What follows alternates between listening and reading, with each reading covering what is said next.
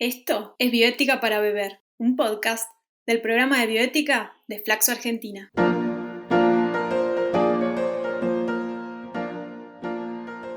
Porque queremos hacer que la bioética sea digerible como un líquido, cotidiana como la bebida y que se charle en compañía de algún brebaje.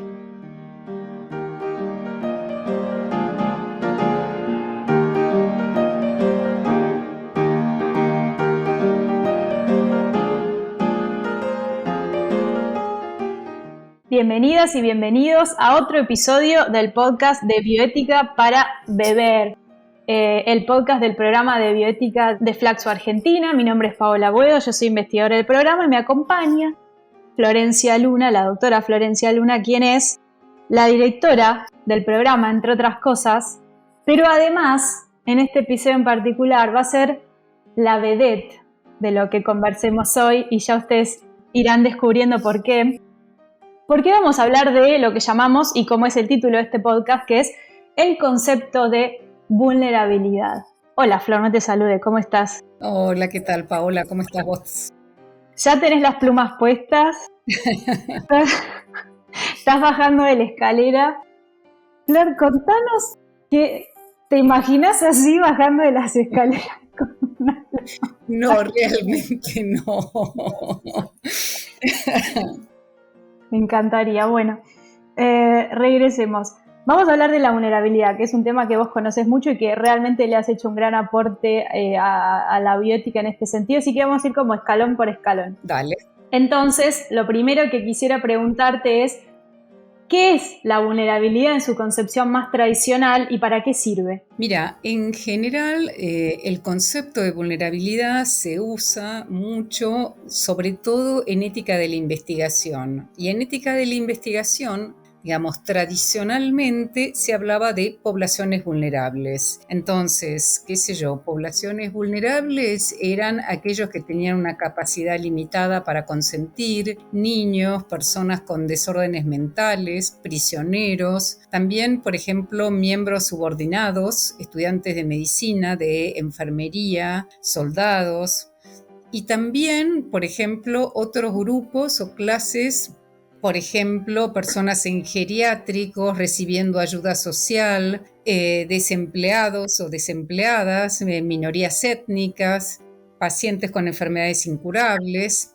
Es decir, lo que hacía la visión tradicional era tomar grupos de personas y en función de estas capacidades limitadas, el estar subordinados o en situaciones especiales, considerarlos vulnerables. Y entonces este rótulo que se les ponía tenía una utilidad.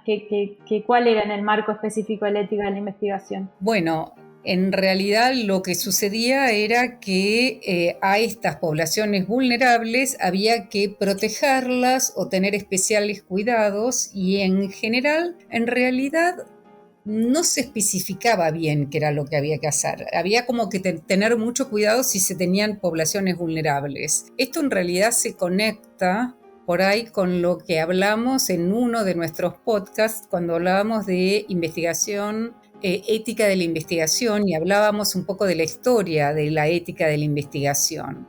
Si te acordás, habíamos tomado casos en donde se veía que se hacía investigación justamente en este tipo de personas. ¿Te acordás el ejemplo de Tuskegee en Alabama, en el sur de Estados Unidos, en población de color, que no tenía la información adecuada, se le engañaba, no eran personas, digamos, con mucha educación? O, por ejemplo, las investigaciones que se hicieron en una escuela con niños que tenían ciertos problemas mentales y era como la única posibilidad de ingreso era aceptar que esos chicos participaran de una investigación. Entonces, ¿qué pasa? Se toma conciencia, o por ejemplo, qué sé yo, la investigación en épocas de guerra sobre prisioneros, ¿no? Entonces, ¿Qué es lo que sucede? Bueno, las primeras guías de investigación toman a estos grupos como poblaciones vulnerables y dicen, bueno, los prisioneros, que son los que te estoy nombrando ahora, ¿no? Los que tienen una capacidad limitada para consentir, personas con desórdenes mentales,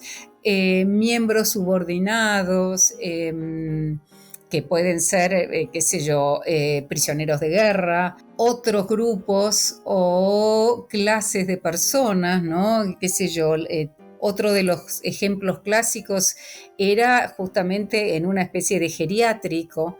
Entonces, bueno, ese fue el target inicial, ¿no? Después vamos a ver que en realidad esto va a plantear problemas. Exacto. Entonces tenemos un concepto de vulnerabilidad que primero intentaba identificar aquellas partes de la población que tal vez tenían ciertas, esto que vos decís, o que se presumía que tenían ciertas limitaciones para su consentimiento, con lo cual en un atisbo de ayudarlas se las clasificaba como vulnerables en los marcos de la ética de la investigación. Ahora, ¿qué limitaciones tiene esta concepción de la vulnerabilidad tradicional y estos supuestos usos? ¿Y cuáles fueron las primeras soluciones a estas limitaciones? Bueno, uno de los grandes problemas es que esta forma de concebir a la vulnerabilidad, digamos, uno de los problemas es que etiqueta, o sea, rotula. Todas estas personas son ya de por sí vulnerables, las estereotipa y no necesariamente las protege. Por ejemplo, uno de los casos muy relevantes para esto es el caso de los niños, ¿no? Que durante muchísimo tiempo no se hacían prácticamente investigaciones en niños o niñas, o el caso, por ejemplo, de las mujeres embarazadas, ¿no? Que tampoco se hacía investigación para supuestamente protegerlos y en realidad esto después implicaba muchas veces una gran desprotección. Entonces, este es un tema, pero además esos primeros casos iniciales eran casos como muy diferentes de lo que sucede actualmente en investigación. Ahora lo que vemos es que lo que hay es la famosa investigación internacional multicéntrica. Acordate que los casos que yo te comentaba recién eran casos que se daban en un hospital, en un geriátrico, en un centro. Bueno, a partir de finales del siglo pasado se empieza, digamos, cae este tipo de investigación para pasar a hacerse estas famosas investigaciones internacionales multicéntricas. Y, por ejemplo, se empiezan a buscar hacer investigaciones en todas partes del mundo. Y bueno, cuando salimos de los países, digamos, más industrializados, nos vamos a encontrar con que pululan estas poblaciones vulnerables. Entonces, aparece en el 2004 un artículo de Carol Levine y otros colegas muy importantes como, qué sé yo, Jeremy Sugarman. Yo no me acuerdo si estaba Ruth Fayden, ahora me agarró la duda. Sí, Ruth Fayden, Kristen Grady, que es muy importante, ahora es una de las cabezas del Centro de Ética de los Institutos Nacionales de Salud. Dale Hammersmith, Lisa Eckenweiler, escriben un artículo criticando el concepto de vulnerabilidad y hablando de las limitaciones de este concepto y diciendo que, bueno, que es un concepto súper amplio porque prácticamente todo el mundo termina siendo una población vulnerable y a la vez es como muy restrictivo en algún sentido, que, por ejemplo, no se dice mucho de cómo se tiene que proteger y también ellos señalan que termina como etiquetando y estereotipando, ¿no? Cuando uno etiqueta es como que fija el contenido y ese contenido es muy difícil de cambiar. Entonces, bueno, sí. Por ejemplo, las mujeres es muy interesante. En algunos códigos aparecen como vulnerables, en otros no. Las van sacando, ¿no? Porque no saben qué hacer. Pero bueno, esto es también como muy problemático. O sea, ellos ahí critican y de alguna manera muestran las limitaciones que tenía el concepto de vulnerabilidad, pero no proponen cómo usarlo o qué hacer con estas poblaciones vulnerables, llamémosle, no proponen. No, ellos en realidad es como que están en el fondo un poco preocupados por como esta superpoblación de poblaciones vulnerables. Como que de repente, cuando al principio se habla de poblaciones vulnerables, en el reporte Belmont, por ejemplo, que es uno de los primeros que empieza a hablar de esto, bueno, están teniendo en los 70, todavía están teniendo en mente estos ejemplos específicos de poblaciones vulnerables. Bueno, los prisioneros, los soldados, la gente que no tiene recursos, están pensando en eso, pero la investigación cambia y ahora resulta que todo el mundo termina siendo vulnerable. Entonces ellos lo que terminan diciendo es, bueno, en realidad tendría que volver a usarse solamente para aquellos que no pueden consentir. Y yo lo que digo, hay un dicho en inglés que es muy claro y dice que una expresión que dice que uno tira el agua de la bañadera con el bebé, ¿no? Como el agua de la palangana con el bebé adentro. Bueno, esa es la sensación, que en realidad están tirando el agua de la palangana o el agua de la bañadera con el bebé adentro, porque se terminan sacando de encima este concepto de vulnerabilidad. Bien. Entonces, llegamos al Teatro Maipo y ahí estás, estamos con unos buenos tacos aguja. ¿Y qué pasa ahí, digamos? ¿Cuál es tu aporte ahí y el de algunas colegas en este sentido y las apasionantes discusiones que se dieron en este ámbito respecto a, después de este artículo? Bueno, ¿qué es lo que pasa? Que cuando yo leo ese artículo y viviendo como vivo en el sur, me parecía que era un delirio descartar este concepto, pero que había algunos puntos que ellos estaban haciendo que tenían razón, que en realidad era un concepto súper amplio, que no se entendía bien qué abarcaba, que no había una definición clara, y entonces, y me parecía que en lugar de hablar de poblaciones vulnerables, de lo que había que hablar era de capas de vulnerabilidad, que lo que en realidad había eran diferentes capas de vulnerabilidad que se iban en general superponiendo y que era mejor dejar el concepto de población o de subpoblación, que además implica como esencializar este concepto, ¿no? Y pensar que es como que es un concepto de todo o nada, o se es vulnerable o no se es vulnerable. Y en realidad me parecía que el concepto de capas de vulnerabilidad permitía describir mejor como el funcionamiento de este concepto, ¿no? Que es un concepto mucho más dinámico, más situado, más contextual y que implica, digamos, muchas veces que no hay una vulnerabilidad que agota toda la categoría, sino que hay múltiples vulnerabilidades que están operando. Entonces yo pongo ahí el ejemplo de las mujeres. Y digo que la mujer, por el hecho de ser mujer, o las mujeres, por el hecho de ser mujeres, no somos vulnerables. Pero, por ejemplo, si vivimos en un país en donde no se respetan nuestros derechos reproductivos, adquirimos una primer capa de vulnerabilidad. Ahora bien, si, digamos, en este país, como pudo ser la Argentina durante todo este tiempo, hasta el año pasado, digamos, uno pertenece, digamos, o tiene una inserción social más o menos acomodada, pertenece a una clase media, es más o menos educado y demás, puede ser que encuentre formas de resolver esta falta de respeto de nuestros derechos reproductivos.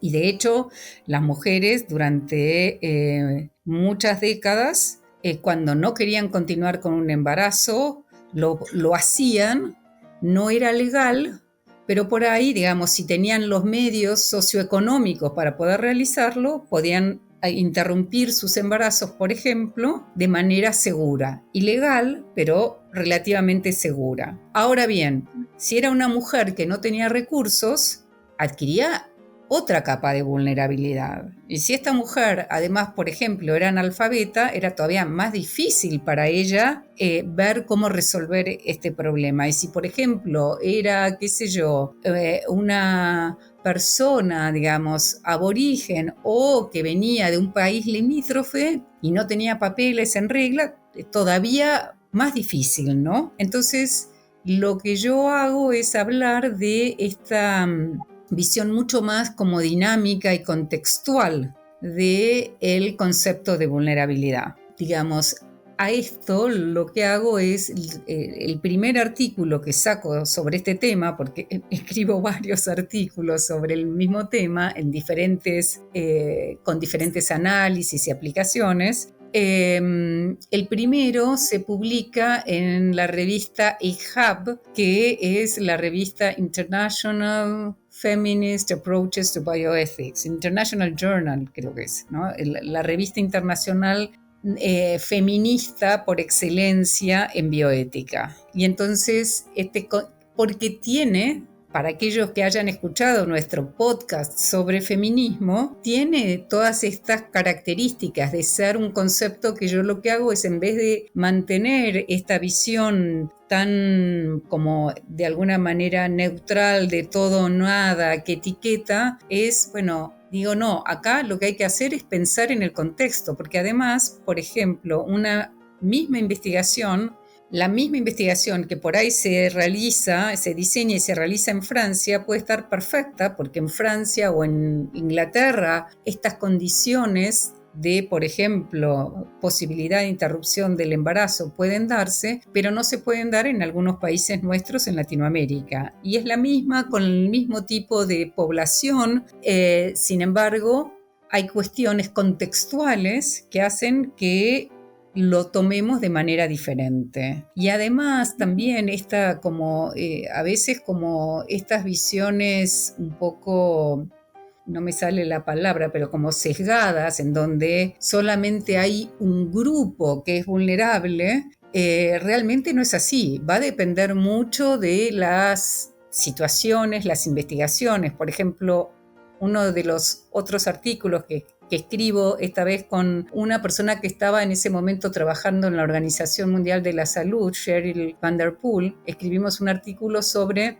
la vulnerabilidad de las mujeres embarazadas de clase media en la Argentina frente a los embates de las compañías que querían recolectar cordón umbilical, en donde son las mujeres de clase media las que en ese momento, después la legislación lo va a modificar, pero las que son realmente el target de toda la publicidad y de que sean unas buenas madres y que guarden el cordón umbilical, pero no las mujeres, por ejemplo, de menores recursos, que pueden recurrir, por ejemplo, en la Argentina, a el Hospital Garrahan, en donde hay un banco público de cordón umbilical y, digamos, ahí pueden guardar de manera gratuita su cordón umbilical siempre y cuando tengan necesidad de eso. Por ejemplo, porque tienen algún hermano que tenga algún problema, etc. O sea que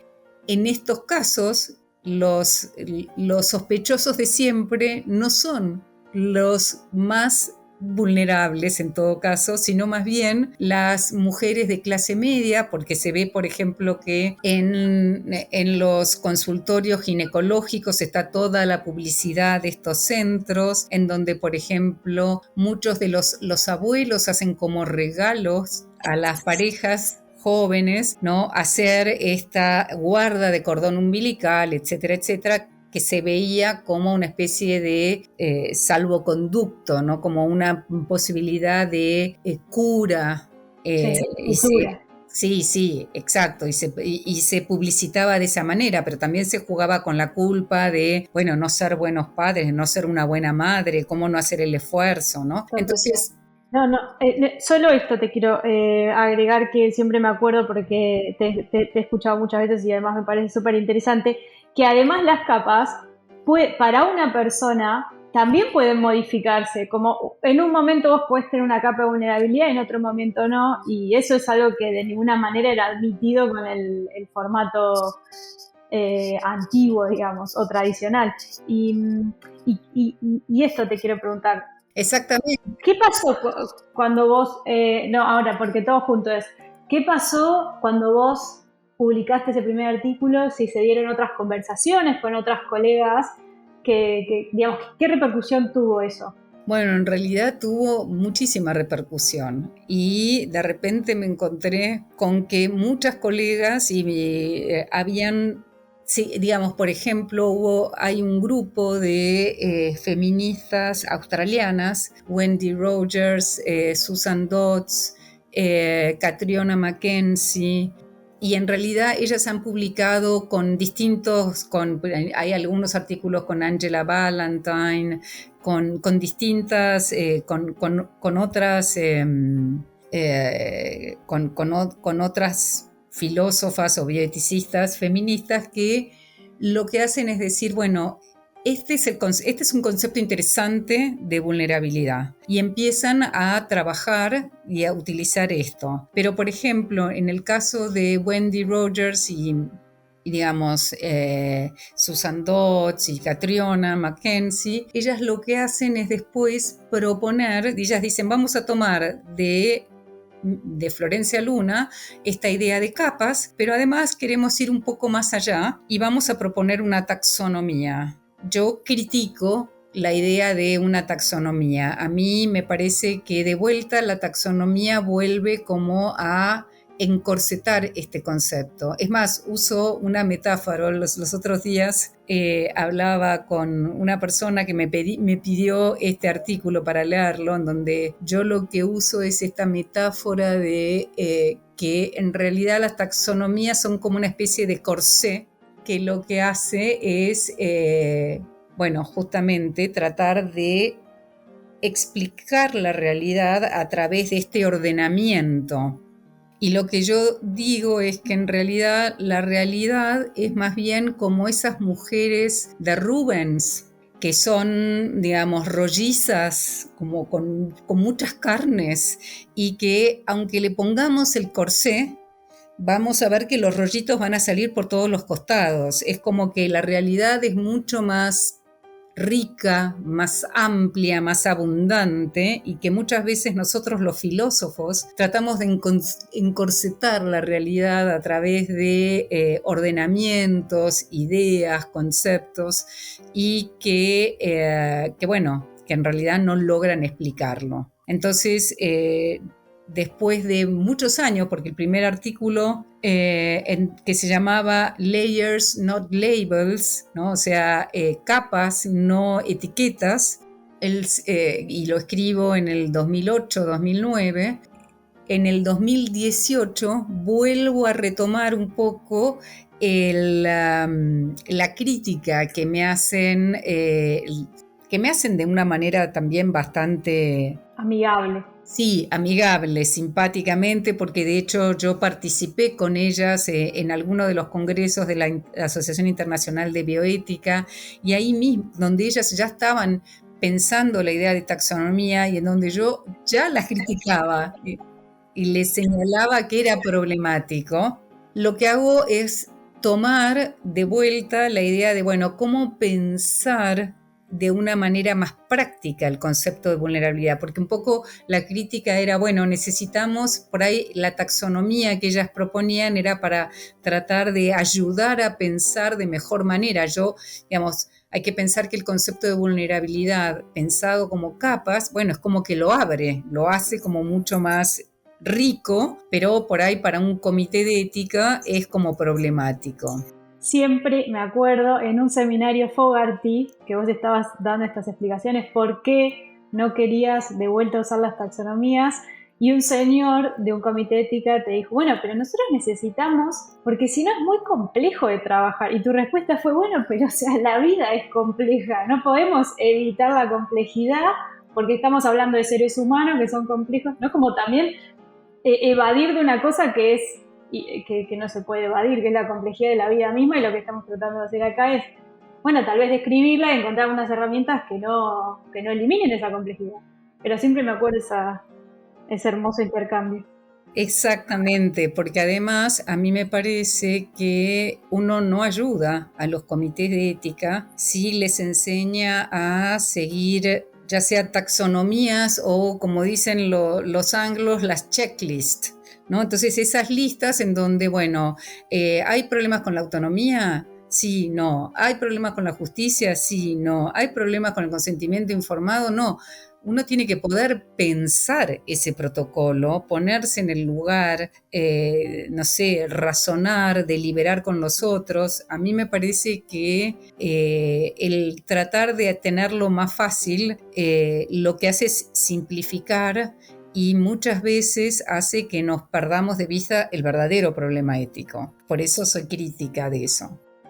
Hoy te interrumpí cuando que te había hecho este comentario de que me parecía recontra superador esto de que también tu propuesta sobre las capas de vulnerabilidad también permitían pensar que una misma persona puede tener una capa de vulnerabilidad en un momento y luego no, y te interrumpí 2 veces, así que te pido disculpas, pero voy a retomar eso para la última pregunta, que es, teniendo en cuenta esta cualidad que es súper importante, ¿cómo seguiste pensando la noción de capa de vulnerabilidad en esto de ir complejizando también el concepto y que pueda ser, no sé, y que tenga más anclaje con la realidad? Bueno, lo que traté fue de hacerlo un poco más operativo al concepto. Y entonces en un último artículo, digamos en 2018, 2019, que además es un artículo que está en acceso abierto, pero está en inglés. Ahora lo voy a traducir y lo voy a incorporar en un libro que estoy pensando en hacer, pero por ahora todavía está en inglés.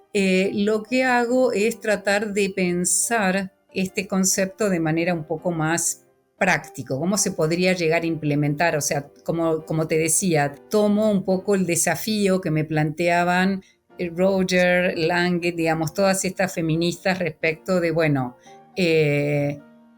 hacerlo un poco más operativo. Y lo que propongo es primero que uno tendría que poder identificar las diferentes capas de vulnerabilidad y después poder evaluarlas. Lo que yo voy a hacer entonces es plantear un proceso de 2 pasos. Primero de identificación de esas capas de vulnerabilidad y después de evaluación para ver, digamos, por dónde podemos empezar, porque es verdad que por ahí son muchas las capas de vulnerabilidad y no todas, digamos, tienen la misma importancia a la hora de pensar qué vamos a hacer.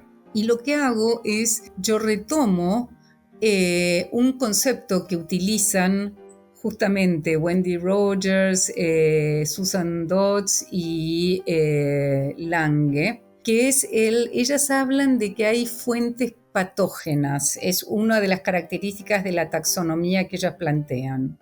Y ellas, cuando hablan de estas fuentes patógenas, ellas dicen que algunas respuestas pueden exacerbar vulnerabilidades existentes o generar nuevas vulnerabilidades, y que estas son generadas por relaciones sociales y personales moralmente disfuncionales. Entonces, yo lo que hago es distinguir entre, por un lado, los efectos de estas fuentes patógenas y el origen. Y a mí me parece que es mucho más importante los efectos que tienen estas fuentes de vulnerabilidad que cuál sea su origen. Entonces, en vez de llamarlas fuentes patógenas, yo digo que en realidad se pueden denominar capas de vulnerabilidad con un efecto cascada o vulnerabilidades de tipo cascada, ¿no? En donde por ahí una capa de vulnerabilidad va a empezar a generar un montón de otras capas de vulnerabilidad. Y, por ejemplo, tomo el caso de la falta de un diagnóstico claro en el caso de, por ejemplo, las enfermedades raras. Y en ese caso, uno lo que puede decir es que, bueno, que en realidad no está generado ni por relaciones sociales personales que sean disfuncionales ni por relaciones moralmente disfuncionales, sino que son enfermedades tan raras, hay tan pocas que es muy difícil realmente hacer un diagnóstico inicial adecuado. Es casi parte del gran problema que tienen estas enfermedades. Entonces, no está, digamos, este elemento que ellas destacan en esta idea de la fuente patógena, ¿no? Que además le da como un elemento tan biologicista, acá no aparece. Sin embargo, digamos, cuando uno no tiene un buen diagnóstico inicial, en general estas enfermedades raras son en general de carácter genética, o por ahí son síndromes, ¿no?, de carácter genético, y si uno no tiene un buen diagnóstico, en general lo que sucede es que van a estar, digamos, maltratadas, que por ahí se va a exacerbar lo que está sucediendo. El impacto que tienen estas familias es muy fuerte en general.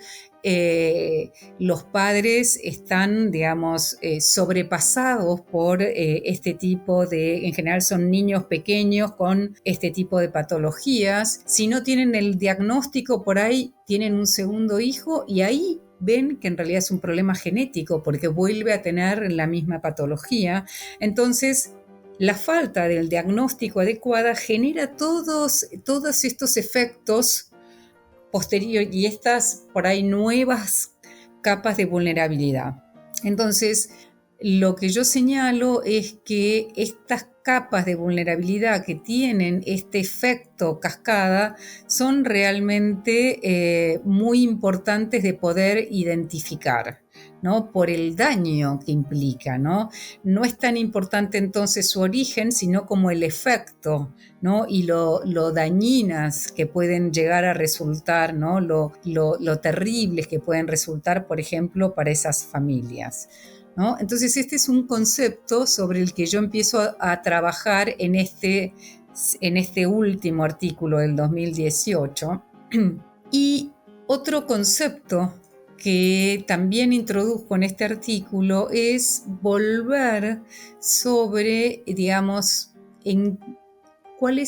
qué tipo de concepto es el concepto de vulnerabilidad. Y en filosofía nosotros hablamos de los conceptos disposicionales. Y, por ejemplo, un ejemplo tradicional que se da en filosofía es el de la solubilidad. Entonces, lo que se dice es que, por ejemplo, cuando nosotros tenemos un cubo de azúcar, un terrón de azúcar, tiene la propiedad de ser soluble. Ahora bien, cuando tenemos el terrón de azúcar, lo tenemos en estado sólido. Pero cuando lo introducimos en algún líquido, en café, en agua, en un jugo, este cubo, este terrón de azúcar se disuelve. ¿Qué es lo importante de esto? Bueno, el concepto de vulnerabilidad también es un concepto disposicional. Y de la misma manera que, digamos, para la solubilidad es importante identificar, por ejemplo, cuáles son las condiciones estímulos que van a desencadenar la solubilidad, que sería, por ejemplo, sumergir este terrón de azúcar en líquido, lo mismo pasa con la vulnerabilidad. Lo que es muy importante cuando estamos en este proceso de identificación es identificar cuál o cuáles son las condiciones estímulos que van a desencadenar la vulnerabilidad. Porque en realidad, por ejemplo, cuando nosotros estamos evaluando un protocolo, la persona no fue vulnerada, es vulnerable. Puede ser que nunca se vulnere, ¿se entiende? En inglés ellos no tienen esta terminología, pero en castellano nosotros sí podemos hacer esa diferencia entre, digamos, la vulnerabilidad como esta propiedad, digamos, disposicional, como diferente de la persona que ya fue vulnerada, ¿no? Entonces, muchas veces lo que justamente nosotros hacemos, por ejemplo, en ética de la investigación es proteger o establecer salvaguardas para evitar que se vulnere a esas personas, ¿no? Entonces, lo que yo señalo es que para eso lo que tenemos que ver es identificar cuáles son esas condiciones estímulos que es como que van a gatillar la vulnerabilidad. Y en este sentido, por ejemplo, puede ser que haya algunas capas de vulnerabilidad que no tengan, digamos, esas condiciones estímulo tan presentes o tan probables, y otras en donde esto sí esté muy presente. Entonces uno diga, bueno, acá sí hay un peligro fuerte de que se desencadene esta vulnerabilidad. Entonces, mi propuesta es identificar en un primer momento si hay capas de vulnerabilidad, si alguna de estas tiene ese efecto cascada del que hablamos recién, y si identificar si hay estas condiciones estímulo y en qué consisten, para después, en todo caso, evaluarlas. Y acá lo que vamos a hacer en la evaluación es priorizar aquellas capas de vulnerabilidad que pueden generar mayor daño a un menor daño, ¿sí? Entonces, si yo identifico que hay una vulnerabilidad con efecto cascada, probablemente va a tener un daño muy grande, y lo mismo va a pasar si yo identifico que hay condiciones estímulos que pueden llegar a gatillar la vulnerabilidad. Por ejemplo, un caso que yo doy es una investigación que se va a hacer en una población en donde, por ejemplo, la droga que se está investigando puede llegar a tener efectos teratogénicos. Entonces hay que tener muchísimo cuidado para que esas mujeres no queden embarazadas. Entonces, bueno, uno podría decir, bueno, en países en los cuales no se, digamos, el aborto o la interrupción del embarazo no está permitido, uno tiene que buscar alguna forma de, minimizar, ¿no? Tratar de evitar que estas mujeres queden embarazadas. ¿Cómo se puede hacer esto? Bueno, uno lo puede hacer, por ejemplo, a través de la educación, por ejemplo, enseñándoles a las mujeres que van a participar de qué manera pueden justamente evitar quedarse embarazadas, lo importante que es para este tipo de investigación, el impacto que puede tener en el feto y futuro hijo, porque por ahí estas son mujeres que van a continuar con su embarazo, no es que no lo quieren terminar. Entonces, en esas situaciones lo que se busca es, bueno, por ejemplo, también muchas veces lo que se propone es un doble método anticonceptivo, un método de barrera y otro más para justamente tratar de evitar que la mujer quede embarazada. Ahora bien, si esta investigación se está haciendo en un país en donde la interrupción del embarazo no está permitido, y, por ejemplo, el grupo en donde se está dando esta investigación, digamos, se sabe que, qué sé yo, las parejas son terriblemente machistas, o donde hay mucho abuso de alcohol, en donde por ahí el hecho de que la mujer tenga una doble protección pueda llegar a ser leída como que, bueno, porque es infiel, porque no pueden llegar a entender. Bueno, en esos casos quizás no se puede hacer la investigación en ese lugar. ¿Por qué? Porque vemos que hay una serie de condiciones, estímulos que pueden llegar a gatillar la vulnerabilidad de estas mujeres, que no puedan cuidarse adecuadamente, que se queden embarazadas con el impacto que esto puede tener.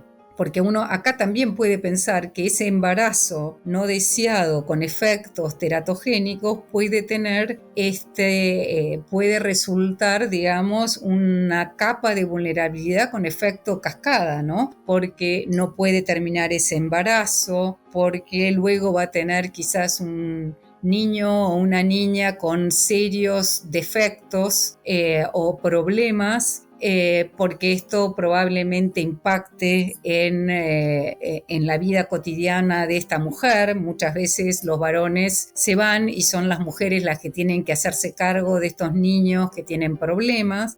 Entonces vemos que de vuelta acá puede haber por ejemplo, también este efecto cascada que se combina con estas condiciones estímulo que están muy presentes. Entonces, frente a esto, cuando uno evalúa, dice, bueno, por ahí en este caso no puedo, porque en realidad, ¿cuáles serían nuestras obligaciones? Las obligaciones serían evitar exacerbar nuestras capas de vulnerabilidad, tratar de erradicarlas cuando esto es posible, pero a veces no es posible, o minimizarlas. Y en realidad el otro punto que también es muy importante y que también rescatan las feministas es no solo establecer salvaguardas y protecciones, sino también empoderar. Fíjate que yo una de las cosas que señalé fue educarlas en, por ejemplo, educación sexual y reproductivas. No es solo darles o buscar una manera de que se protejan, sino también empoderarlas para que sean ellas las que puedan tomar esa decisión. Súper, Henry. O sea, mucho más, por supuesto que mucho más complejo de hacer este análisis que la tradicional. Claramente trae más trabajo si se quiere, pero sin duda es mucho más enriquecedor y fundamentalmente tiene un enfoque de querer cuidar genuinamente la seguridad de las personas que participan en investigación. Así que... Sí, exactamente. Y a la vez tuvo mucho impacto, no solo, yo me quedé acá charlando con vos sobre todo el tema de cómo impacta en ciertas filósofas feministas, pero en realidad también tuvo un impacto muy fuerte en las pautas de las CIOMS. En las últimas, en las del 2016, si bien no se usa el término capas de vulnerabilidad, se habla de factores y circunstancias, se dice que no se tiene que tener en cuenta esta idea de población vulnerable y en realidad en un artículo que publica el presidente de la CIOMS y la secretaria ejecutiva, que fueron los que hicieron, digamos, fueron los encargados de llevar a cabo todos estas modificaciones en las guías, sacan un artículo en JAMA, en el Journal of American Medical Association, perdón, la JAMA, que es una revista médica específicamente, y en ese artículo señalan 3 o 4 puntos. Uno es el concepto de vulnerabilidad y ahí citan este artículo que yo te comentaba al principio mío con Cheryl Van Der Poel. O sea que efectivamente están pensando en la noción de capas. Así que no es que me lo invento, sino que hay como una constancia, no aparecen las guías porque las guías no tienen citas, pero sí en este artículo inicial. Así que esto es como muy importante. Es muy importante. No, realmente es un gran aporte, insisto, no solo a la teoría, que por supuesto que también lo es, sino también a una protección efectiva de las personas que participan. La última cortita porque ya llevamos un montón de tiempo, pero me parece que lo merece porque es más que interesante. ¿Seguís pensando en cómo ir mejorando? ¿Tenés como nuevas ideas o ya dijiste hasta acá? Mira, por ahora estoy tratando de terminar de pensar todo esto último, ver todavía, digamos, porque uno necesita cierto tiempo de ir elaborando, aplicando. Entonces, ahora este artículo salió recién en el 2018, 2019, así que estoy, digamos, terminando de ver cómo se puede aplicar, qué otros casos hay. De hecho, hace poquito se hizo un panel con otras pensadoras feministas que lo habían aplicado al caso de prisioneros, al caso de las personas trans y al caso de personas con enfermedades o desórdenes mentales. Y bueno, viendo cómo se podía aplicar, de qué manera, así que todavía lo estoy trabajando. Vamos a ver si se me ocurre algo más. No está cerrado. Está cerrado. Gracias, Flor. Gracias, muchas gracias. Gracias a vos, Paola. Nos vemos, nos escuchamos la próxima por acá en Bioética para Beber. Chau, chau.